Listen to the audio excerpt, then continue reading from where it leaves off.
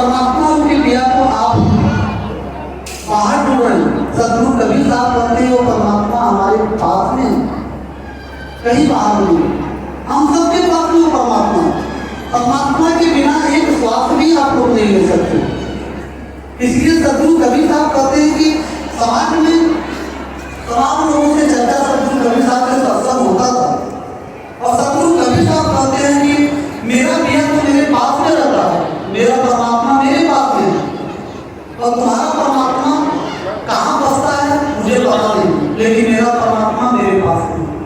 इसलिए सदगुरु कबीर साहब कहते हैं कि कभी आपका मन और मेरा मन कभी एक हो ही नहीं सकता, क्योंकि सदगुरु कबीर कहते हैं कि तेरा मेरा मनवा कैसे एक हो।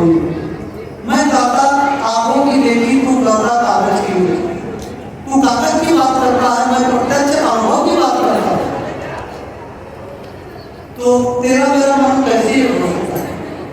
इसलिए सदगुरु कबीर साहब कहते हैं कि मेरा तेरा मन एक नहीं हो सकता है। सच्चे परमात्मा का अगर मार्ग मैं दिखा रहा हूँ, लेकिन ये समाज के लोग हमको मारने को लोग।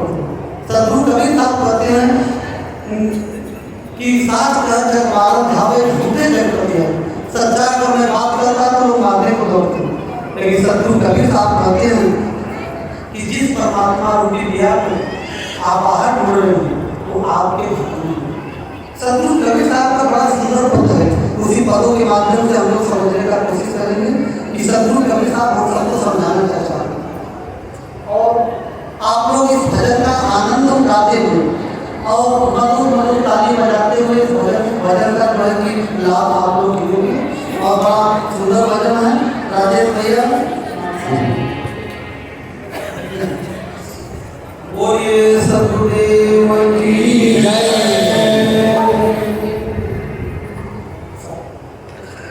मोर पिया मोर संग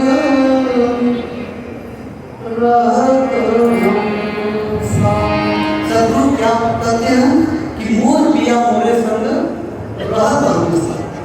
कैसे हम सबको समझाते हैं साहब कि मोर पिया मोरे संग रहत हमेशा, मोर पिया मोरे संग रहत हमेशा, मोर पिया मोरे संग रहत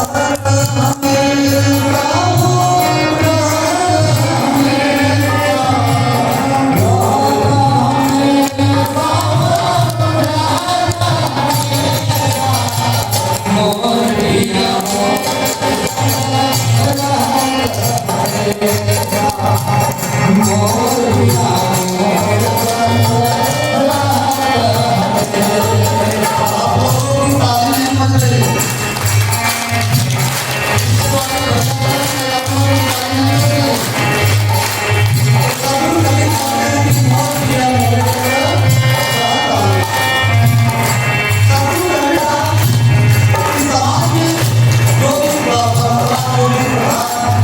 जो भी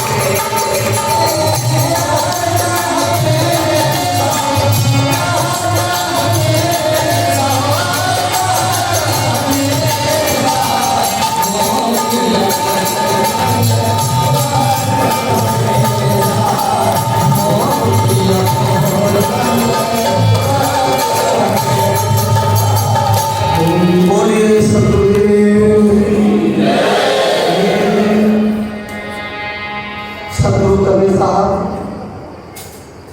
परमात्मा को प्राप्त करने का एक सहज मार्ग दिए।